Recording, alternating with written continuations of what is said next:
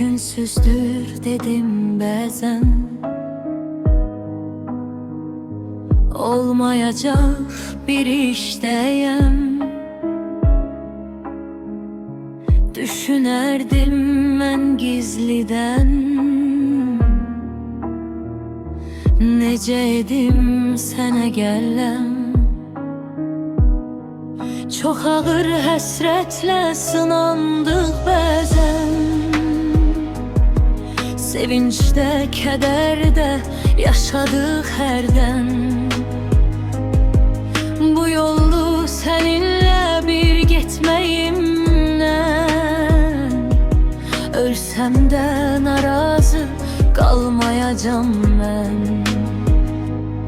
Uzağı görməkdə acizdir gözüm. Qəlbimdə sənin üçün var böyük sözüm. Qulağım kar olsa, kör olsa gözüm.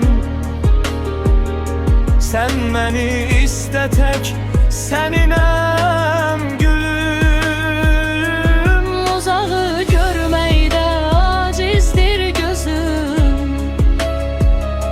Qəlbimdə sənin üçün var böyük sözüm. Qulağım kar olsa, kör olsa gözüm.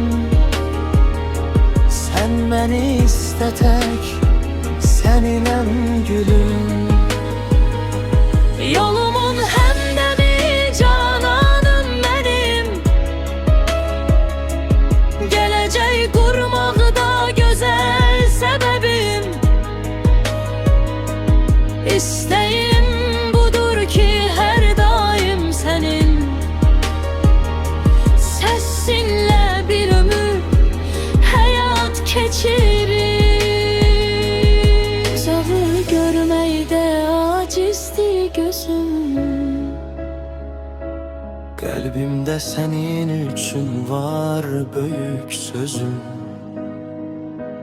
Qulağım kar olsa, kör olsa gözüm. Sən məni İstə tək, səninəm gülüm.